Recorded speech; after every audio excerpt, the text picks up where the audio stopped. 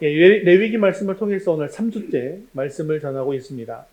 레위기는 분명히 우리가 읽을 때 참 쉽지 않은 책입니다. 여러분들이 이미 다 읽어봤죠? 쉽지 않습니다. 오늘 본문 3장에도 보면 우리가 이해하기 어려운 표현인 내장에 붙은 기름이 어떻고 콩팥에 붙은 기름이 어떻고 이런 것들이 나오니까 우리가 정육점 직원도 아니고 도대체 이것을 왜 알아야 하는지 마음이 심란해지는 것도 사실이죠. 그런데 우리가 2주 정도 레위기 말씀을 들었지 않습니까? 그렇게 듣고 나니까 어떻던가요? 레위기는 어렵기만 하고 지루하기만 한 그런 말씀이던가요? 그렇지 않죠. 하나님께서 우리에게 레위기를 통해서 주시는 그 의미와 이유에 대해서 알게 되니까 조금 재밌어지지는 않으셨나요? 아무도 동의하지 않으시네요. 네. 하지만 우리가 레위기를 읽으면서 반드시 기억해야 할 것이 있습니다. 레위기는 하나님께서 우리와 함께 살고 싶으셔서 우리 인간들에게 주시는 초청장이다라는 것이죠. 인간의 죄로 인해서 하나님과 인간 사이가 멀어지게 되었지만 이제는 하나님께서는 인간과 화목하고 함께 살고 하고 싶어 하시는 그 하나님의 놀라우신 사랑이 가득 들어있는 그 말씀이 바로 레위기라는 것입니다. 그래서 레위기 안에는 예수 그리스도에 대한 모형들이 가득 숨어 있습니다. 죄로 인해서 하나님께 가까이 갈 수 없는 인간들이었지만 그들의 조상 아브라함과 맺은 언약을 지키시기 위해서 인간들과 하나님께서 어떻게 관계를 회복시켜 가는지에 대해서 아주 정확하게 이야기하고 있는 책이 바로 레위기라는 것이죠. 여러분, 여기에서 제가 질문을 드릴게요. 우리가 죄를 가진 인간이에요. 하지만 하나님과 만날 수 있는 방법이 있습니다. 우리가 레위기를 통해서 배운 하나님과 만나는 방법이 무엇입니까? 어디에 가서 뭘 하는 거예요? 성막에 가서 제사를 지내는 것이죠. 맞습니다. 하나님과 만나는 방법은 바로 제사에 있더라는 것이죠. 그래서 우리는 2주에 걸쳐서 번제에 대해서 배웠고 소제에 대해서 배웠습니다. 그리고 오늘은 세 번째 제사인 화목제를 드려라 라고 하나님께서 말씀하고 계시는 것이죠. 우리는 지금 신약시대를 살고 있기 때문에 화목제라고 하면 의례껏 당연하게 화목제물이 되신 바로 그분 예수님을 먼저 생각하기 마련입니다. 그래서 화목제는 신약시대의 제사가 아닌가 이렇게 착각할 수도 있는데요. 하지만 구약에 이 화목제가 아주 자주 언급된 것을 볼 수가 있습니다. 그런데 앞으로 우리가 계속해서 리딩 지저스를 하면서 성경을 읽겠지만 화목제라는 제사를 잘 발견하기가 쉽지 않기에 구약에 정말 화목제가 드려졌는가에 대해서 의아스러울 수도 있습니다. 그런데 구약에서는요, 이 화목제를 표현할 때 화목제라는 말을 쓰지 않고 감사제, 서원제, 낙헌제라는 표현을 더 많이 사용하기 때문에 화목제가 안 드려진 게 아닌가 이렇게 생각할 수도 있더라는 것이죠. 오늘 본문에도 보면 이런 것들이 화목제의 다른 표현이다라는 것을 잘 알 수가 있습니다. 그리고 역사서를 읽다 보면 이 화목제는 제사의 측면보다는 함께 공동체를 이루어 살아가는 사람들이 밥을 함께 먹었던 식탁 교제로서의 화목제를 주로 언급하고 있어요. 그러다 보니까 우리가 화목제를 구약에서는 잘 모르는 경우가 많더라는 것이죠. 처음에 번제나 이 화목제는요, 2절에서 말씀하는 것처럼 오직 성막 안에서만 드렸습니다. 하지만 이 성막 안에서만 드리는 규례가 가나안 땅에 들어가면서 바뀌게 되어집니다. 신명기 12장 15절 말씀 같이 읽겠습니다. 그러나 내 하나님 여호와께서 내게 주신 복을 따라 각 성에서 내 마음에 원하는 대로 가축을 잡아 그 고기를 먹을 수 있나니 곧 정한 자나 부정한 자를 막론하고 노루나 사슴을 먹는 것 같이 먹으려니와 오직 그 피는 먹지 말고 물같이 땅에 쏟을 것이며 아멘. 자, 가나안 땅에 들어간 이후부터는 각 성에서도 가축을 잡아서 피는 땅에 묻고 나머지는 먹을 수가 있게 되어진 것이죠. 이제 가나안 땅에 들어가서 이제 오늘 이번 여호수아를 이제 읽게 되잖아요. 이번 주에는 여호수아를 읽으면서 이제 가나안 땅으로 들어가게 되지 않습니까? 그래서 정복하고 난 뒤에 12지파가 땅을 나누어 가지게 됩니다. 그렇게 되니까 이제 12지파로 이스라엘이 다 흩어져서 살게 되지 않습니까? 그러면 성막이 있는 곳에 올라오면 쉽습니까? 어렵습니까? 어렵죠. 대사를 드릴 때마다 성막 있는 데로 올라가면 얼마나 힘들겠습니까?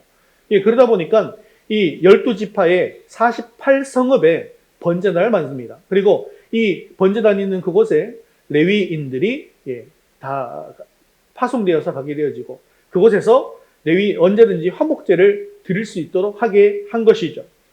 그래서 화목제는 그들의 삶 속에서 음식을 나누어 먹으며 언제든지 드릴 수 있는 그런 예배가 된 것입니다. 오늘은 레위기의 세 번째 제사인 화목제를 살펴봄으로 말미암아 하나님께서 진정으로 원하시는 예배, 그것이 무엇인지를 깨닫고 또 진정으로 원하시는 예배를 드릴 수 있는 저와 여러분 되시기를 주님의 이름으로 축원합니다. 우리 첫 번째 같이 읽겠습니다. 화목제는요, 같이 읽겠습니다. 믿음으로 드리는 예배. 이스라엘의 제사의 순서는 항상 나오는 순서가 우리가 배운 순서 그대로예요. 어떤 순서일까요? 번제, 소제, 화목제, 이 순으로 나옵니다. 성경 어디에도 화목제가 먼저 나오고 난 뒤에 소제, 번제 이렇게 나오는 순서로 기록된 적이 없습니다. 아모스 선지자도 이렇게 이야기하고 있죠. 아모스 5장 22절 말씀 같이 읽겠습니다.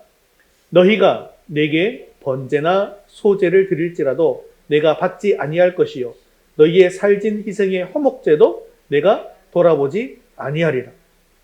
이렇게 번제 먼저 드리고 소제 드리고 그 다음에 화목제를 드리게 되어지는데 이런 순서가 바뀐 적이 없더라는 것이죠. 그래서 이 화목제의 의미를 우리가 생각하기 위해서는요, 순서도 중요하다는 것을 우리는 알아야 합니다.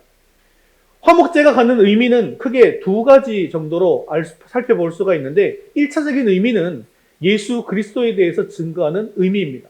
그리고 2차적인 의미는 성도의 삶에 하나님께서 주시는 그 은혜를 알게 하시는 것이죠.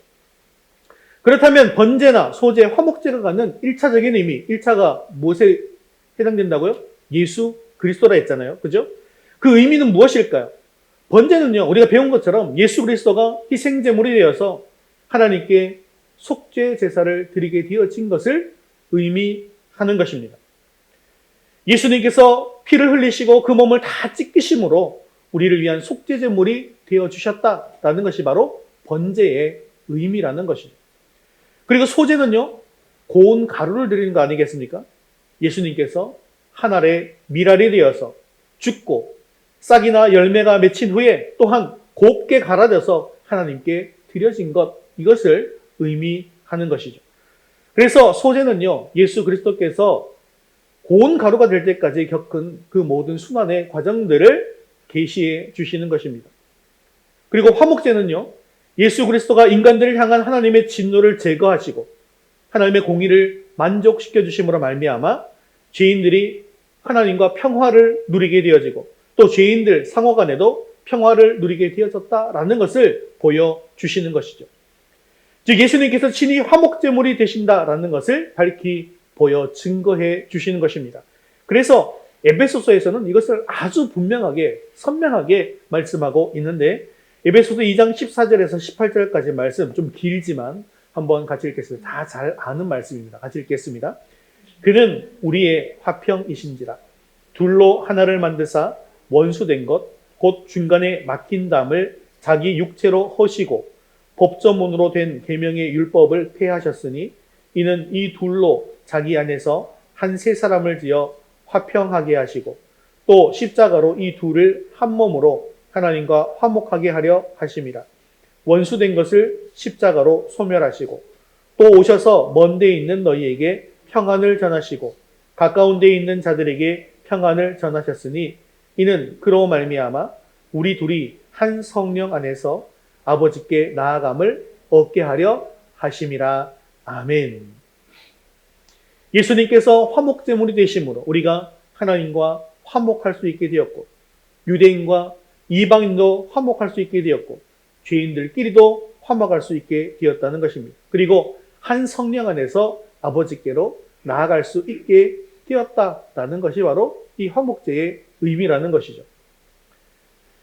자, 그리고 번제와 소제와 화목제는 또 2차적인 의미가 있다고 했지 않습니까? 바로 예수 그리스도를 구주로 믿는 성도들에게 적용될 수가 있습니다. 그래서 번제는요, 예수 그리스도의 속죄를 믿는 사람이 사죄의 은총과 칭의의 은혜를 얻게 되어진다는 것을 의미하는 것이죠. 그리고 소재는 무엇일까요? 이 칭의의 은혜를 입은 사람들이 그 삶 속에 소재는 반드시 뭐가 들어가야 된다고요? 기름이 같이 들어가야 된다 했죠. 그래서 성령의 기름, 그리고 유향이 덮여진다 했잖아요. 그리스도의 향기를 바라는 유향, 그리고 또 무엇이 또 들어가야 됩니까? 반드시 들어가야 되는 것과 빠져야 되는 것. 들어야 되는 것은 소금, 세상의 방부제 역할을 하는 그 소금의 역할을 해야 할 뿐만 아니라 또 뭘 빼야 되죠? 누룩을 빼야 되고 꿀도 빼야 됩니다. 그 죄를 상징하는 누룩도 제거해야 되고 사치와 방탕, 쾌락을 상징하는 꿀은 없어야 하는 것을 의미하는 것이죠. 그리고 화목제는요, 이미 이 속죄와 칭의의 은혜를 입은 사람이 이제는 하나님께 나와서 하나님께 감사하고 하나님을 찬양하고 하나님과 깊은 교제를 나누고 또한 다른 사람과 화목을 누리는 삶을 살아야 한다라는 것을 보여주시는 것입니다. 이렇게 번제와 소제와 화목제의 이 제사를 우리는 같이 이렇게 드려야 한다는 것이죠.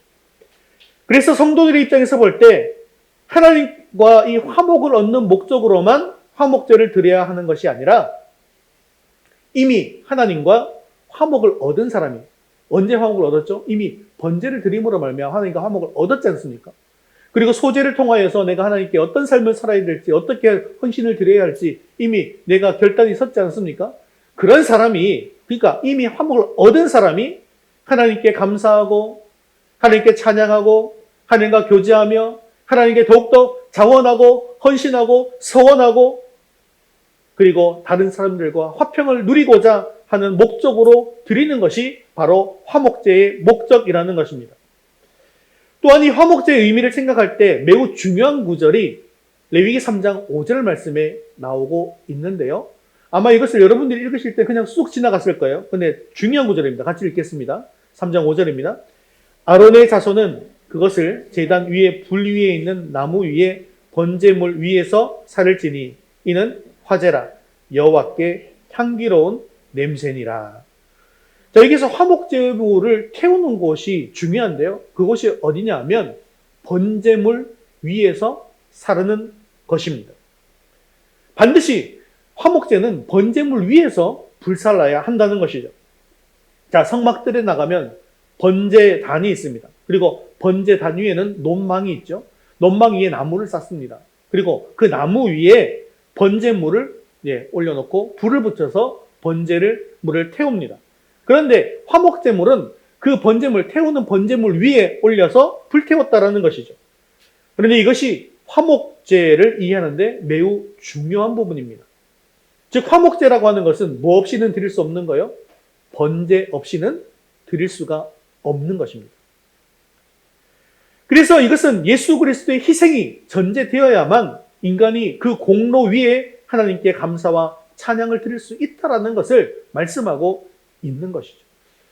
여러분, 제가 늘 이 성경을 보면서 감탄하는 것이 지금 이 시대가 멀티미디어가 아주 발달한 시대라고 이렇게 이야기하고 우리가 눈으로 보아서 알 수 있다고 하지만 이미 수천 년 전에 하나님께서는 멀티미디어로 다 이렇게 보여주신 거예요.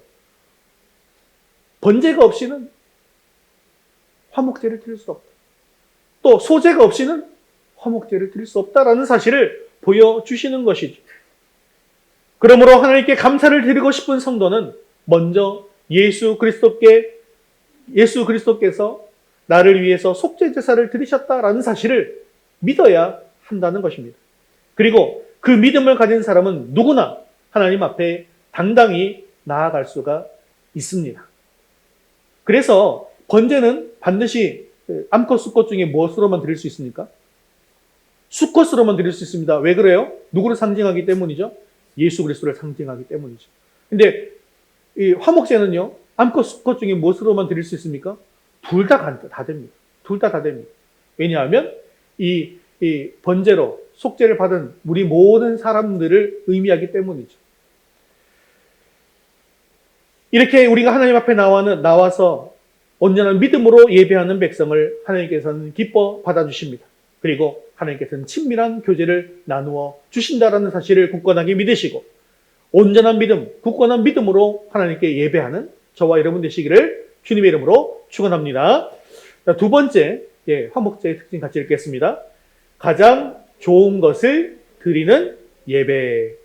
자, 1절에서 5절까지는 소를 예물로 드릴 때 어떻게 드리는 것인지에 대해서 말씀하고 있는데 오늘 본문 말씀인데요. 다시 한번 처음부터 끝까지 한번 같이 읽도록 하겠습니다.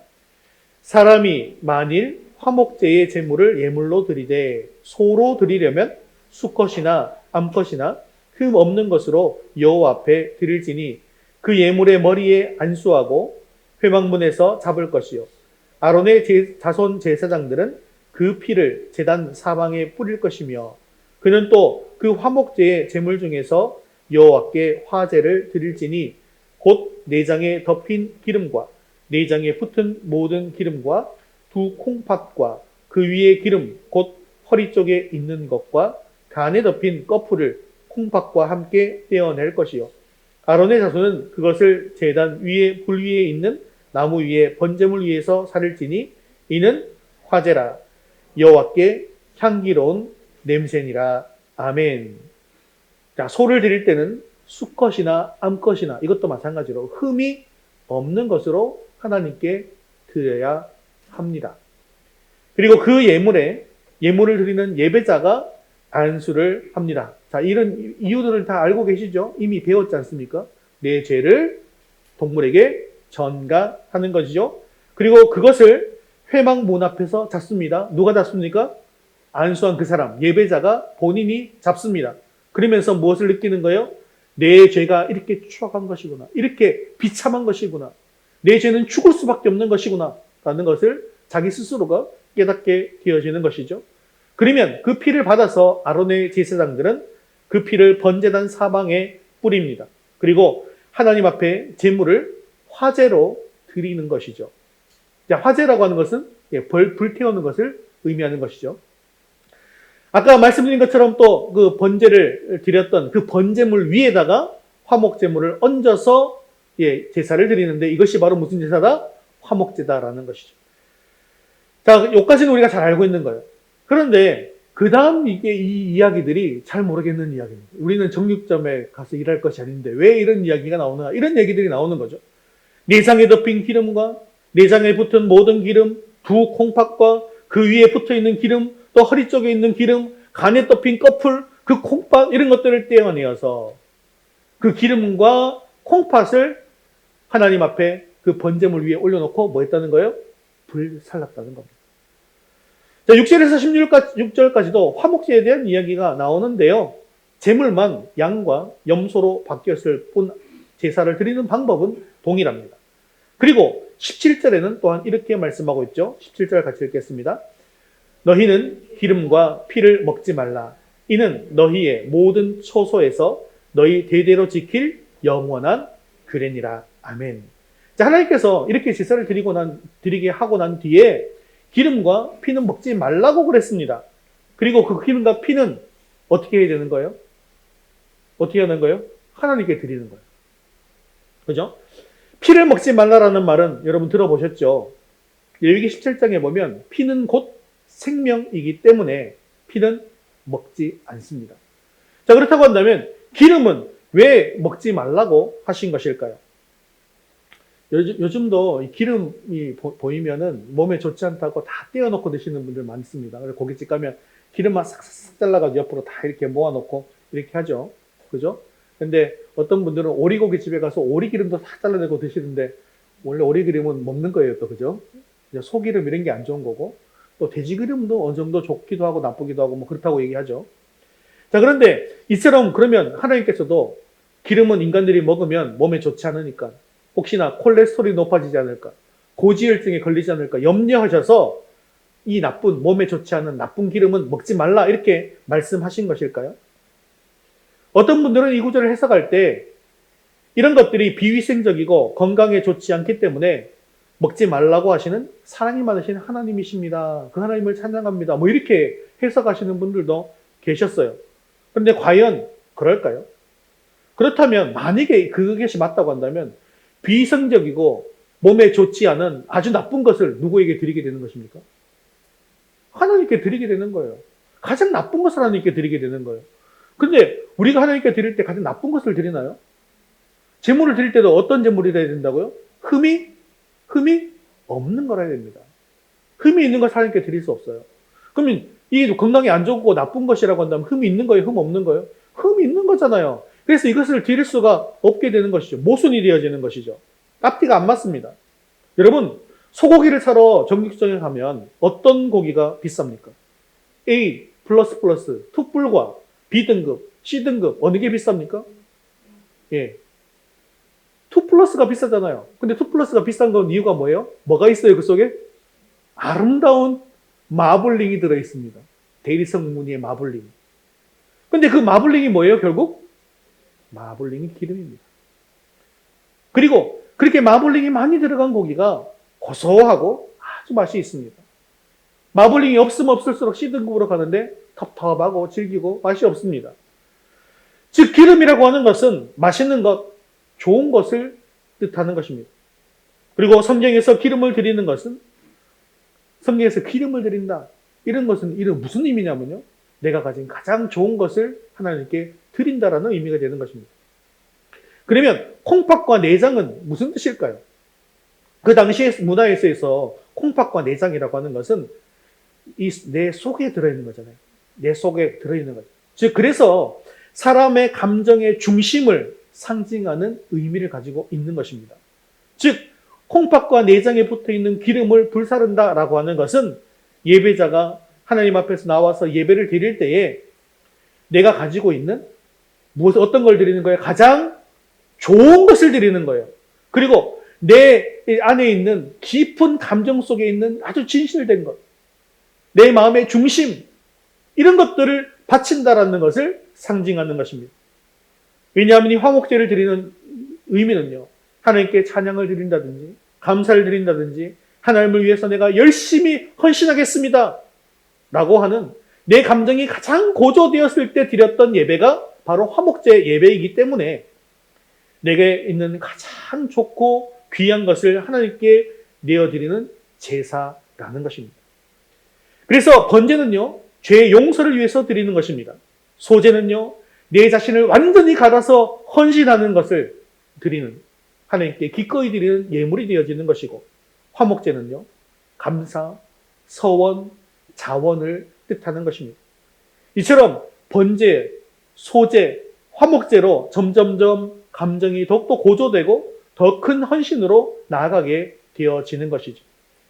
그렇기 때문에 우리가 알 수 있는 것은 화목제는요, 예배를 드리는 사람이 하나님 앞에 나올 때 자신이 가지고 있는 가장 귀한 것, 즉 내가 가지고 있는 소유 중에서 가장 귀한 것을 드릴 뿐만 아니라 나의 감정과 나의 마음과 나의 생각 등 내 중심에 있는 모든 것들, 즉 외적으로 내적으로 내가 가지고 있는 가장 좋은 것을 하나님께 드렸던 제사가 바로 화목제라는 것입니다.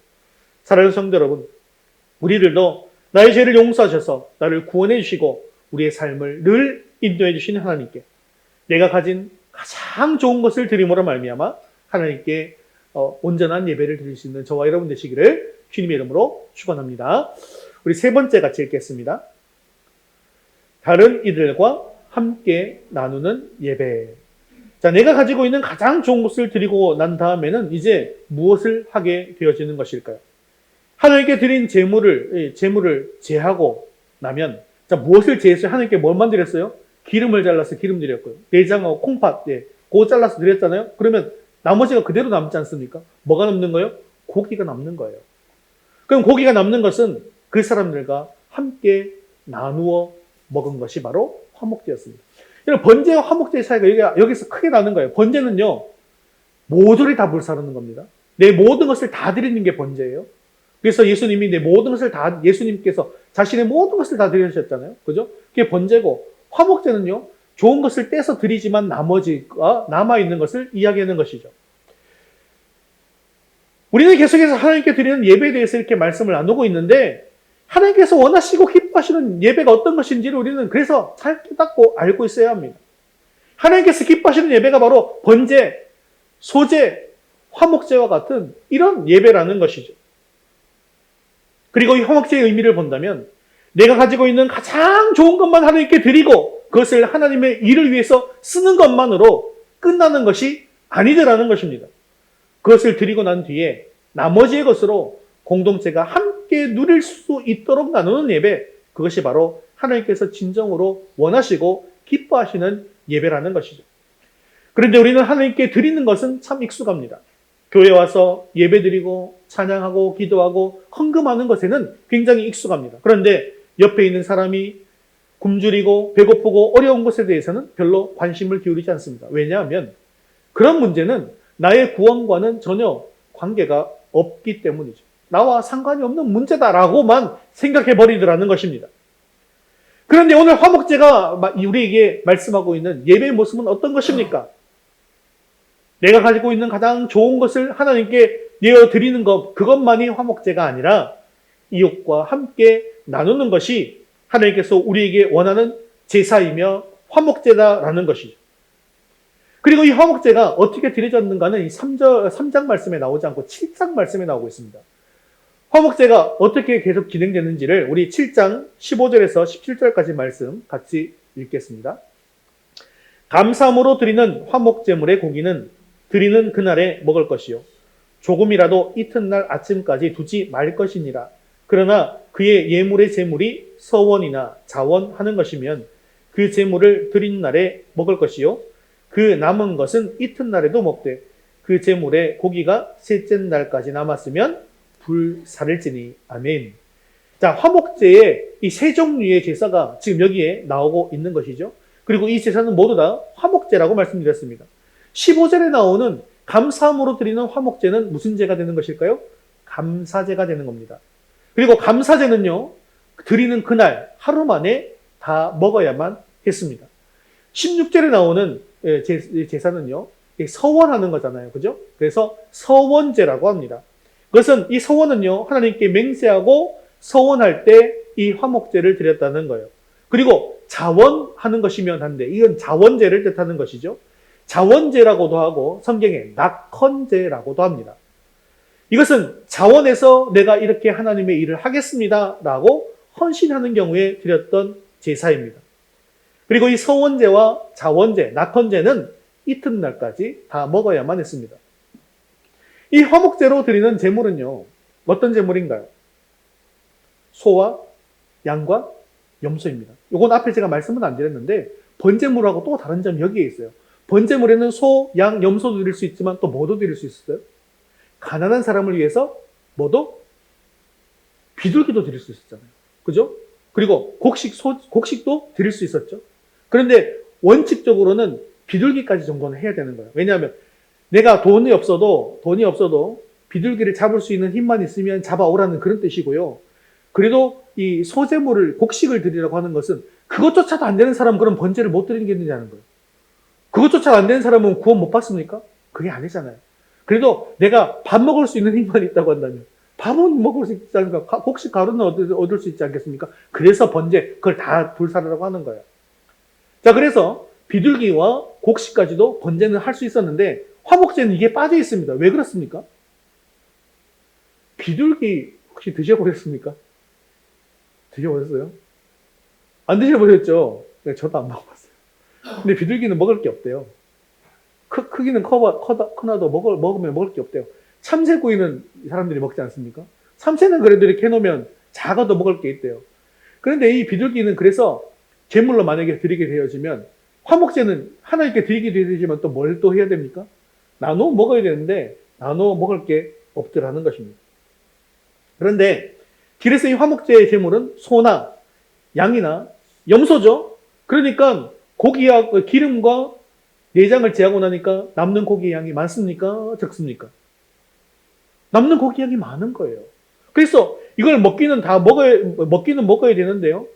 어떻게 먹어야 된다는 거예요? 감사제는 제사 드린 그 당일에 다 먹어야 되고요. 서원제나 자원제, 낙헌제는요, 그 이튿날까지는 다 먹어야 한다는 것입니다. 여러분, 소나 양이나 염소를 잡아가지고 자기 혼자서 그 제물을 드린 사람이 혼자 하루 만에 다 먹기가 쉽습니까?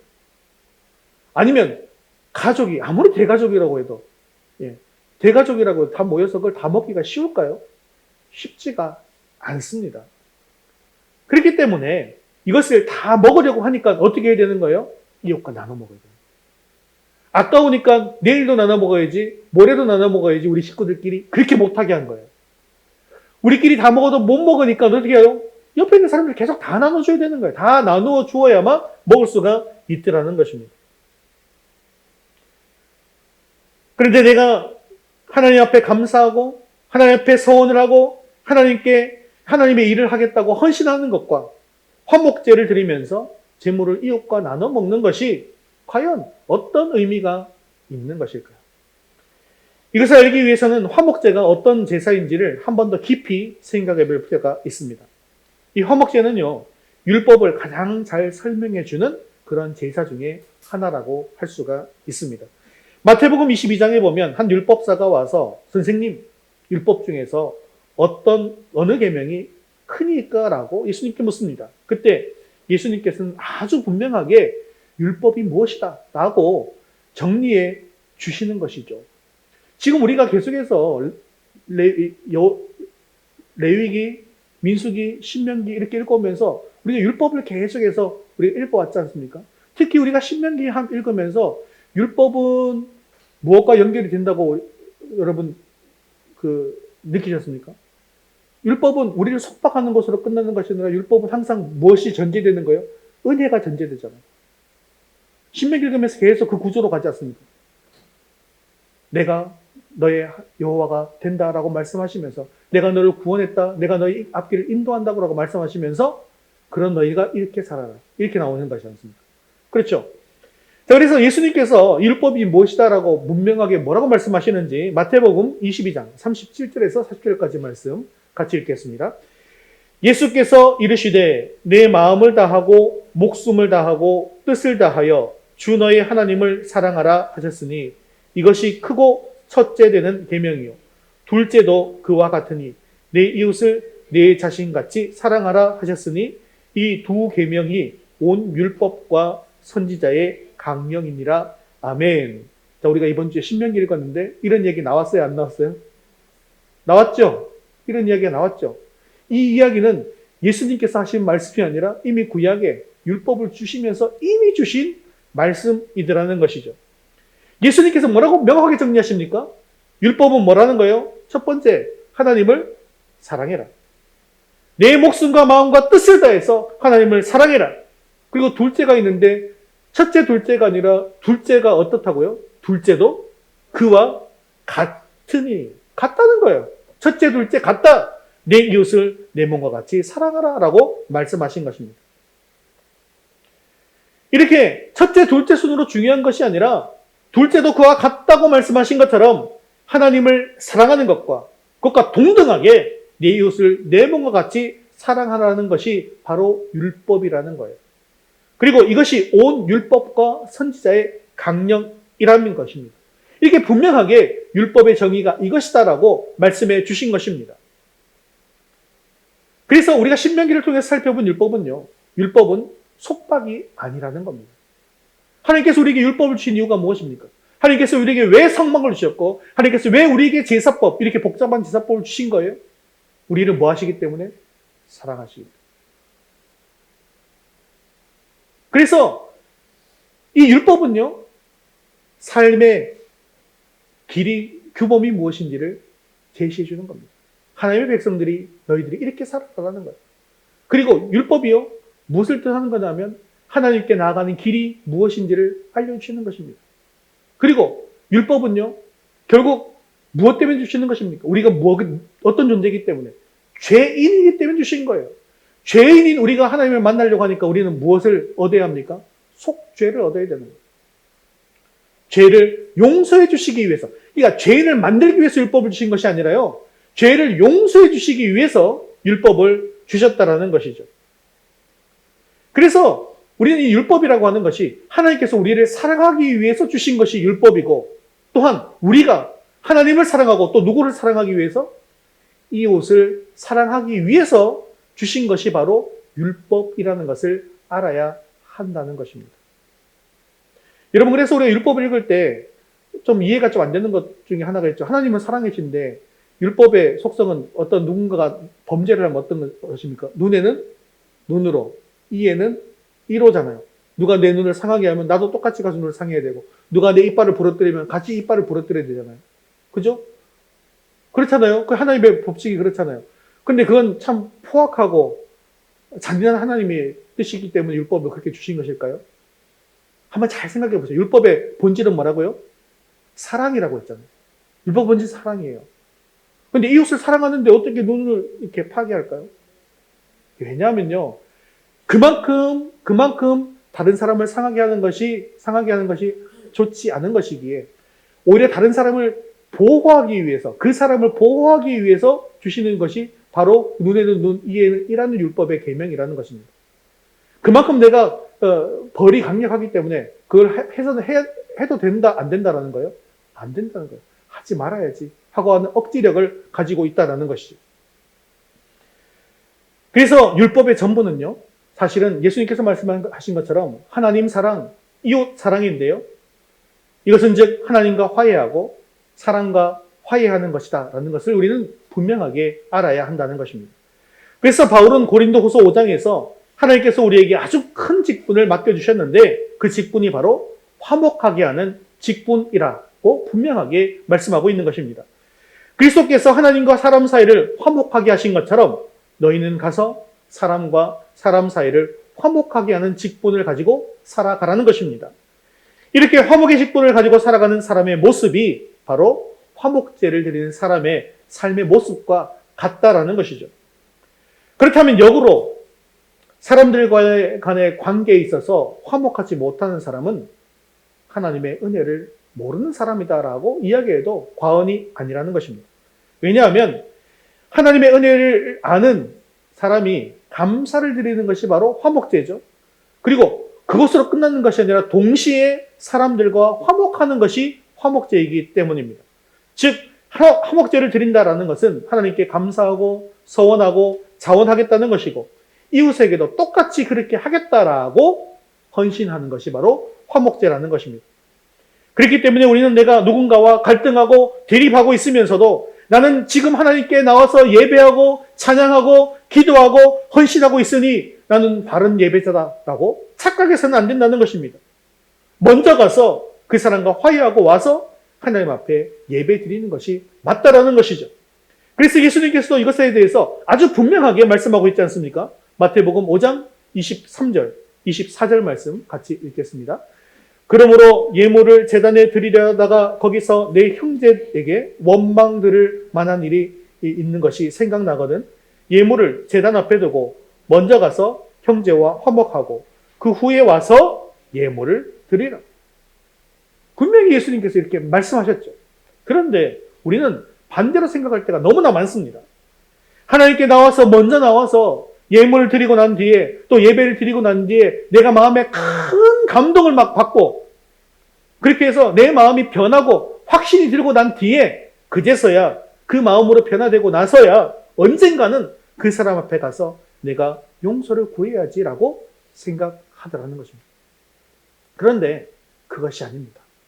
순서가 완전히 바뀐 거예요. 아직 내 마음은 화해하고 싶은 마음이 없어요. 나는 그 사람을 용서하고 싶은 마음이 없습니다. 그런데 사실은요, 이것이 인간의 본성이고 본질이잖아요. 나는 원래 그런 사람이에요. 그런 마음이 없어요. 하지만 하나님께서 먼저 내 죄를 용서해 주시고 나에게 손을 내밀어 주심으로 하나님의 귀한 자녀를 삼아 주시고 예배자로 세워 주셨으니 감사합니다. 이게 무슨 제사라고요? 번제요. 감사합니다. 그리고 나는 이제 내 몸을 갈아서 하나님을 위해서 하나님 나라를 위해서 살겠습니다. 이게 무슨 제사라고요? 소제요. 참 하나님 이렇게 나를 자녀 삼아주시고 하나님의 귀한 일꾼으로 삼아주셔서 감사합니다. 앞으로 더욱더 하나님의 귀한 일꾼이 되겠습니다. 또한 하나님의 일꾼으로 세워지겠습니다. 이것이 무슨 제사라고요? 화목제요. 이 화목제를 드리겠다는 사람이 그냥 와서 하나님 앞에만 드려서는 화목제가 되지 않는다라는 것이죠. 그러니 나도 이제는 그런 사람으로 세워주셨으니 나도 주님을 본받았어. 아직 내 마음속에는 화해하고 싶은 마음이 없지만 화목하고 싶은 마음이 없지만 용서하고 싶은 마음이 없지만 나를 화목하게 하는 직분자로 세워주셨사오니 내가 그렇게 하겠습니다. 라고 강제적으로. 왜요? 이 화목제의 제물을 어떻게 해야 된다고요? 그날 다 먹어야 한다고요.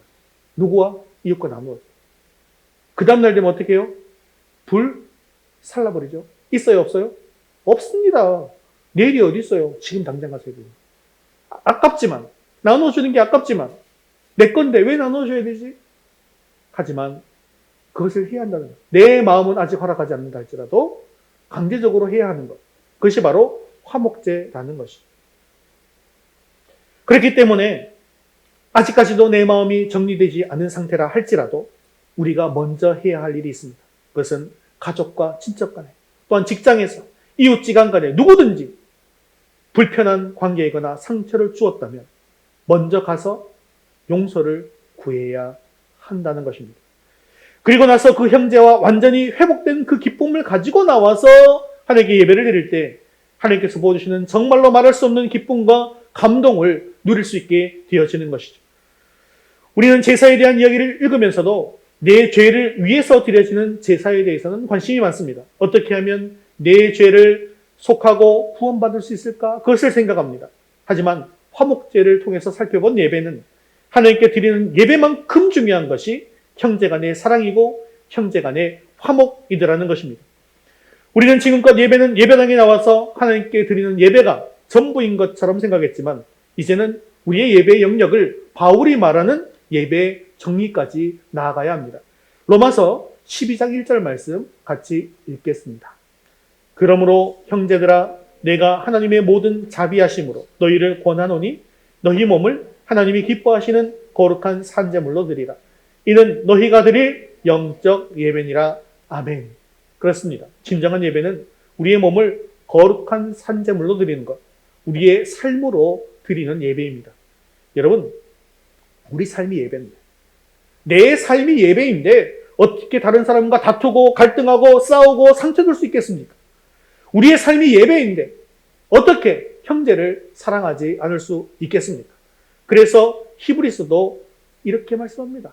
이런 제사를 하나님께서 기뻐하신다는 거예요. 히브리서는요, 이런 제사가 굉장히 많이 나옵니다. 이스라엘 백성들을 대상으로 하고 있기 때문에. 자, 히브리서 13장 16절 말씀 같이 읽겠습니다. 오직 선을 행함과 서로 나누어 주기를 잊지 말라. 하나님은 이 같은 제사를 기뻐하시느니라. 아멘.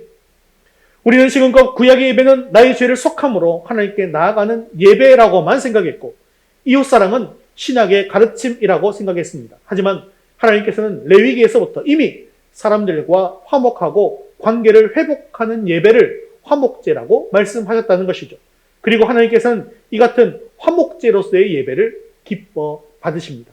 사랑하는 성도 여러분, 우리 주님께서는 죽을 수밖에 없는 더러운 죄인인 우리를 위해서 먼저 화목제물이 되셔서 자신을 다 바치셨습니다. 우리들도 주님의 본을 따라서 화목하게 하는 직분을 가진 화목제물이 되셔서 다른 이들과 화목의 기쁨을 나누는 삶의 예배를 드릴 수 있는 저와 여러분 되시기를 주님의 이름으로 축원합니다.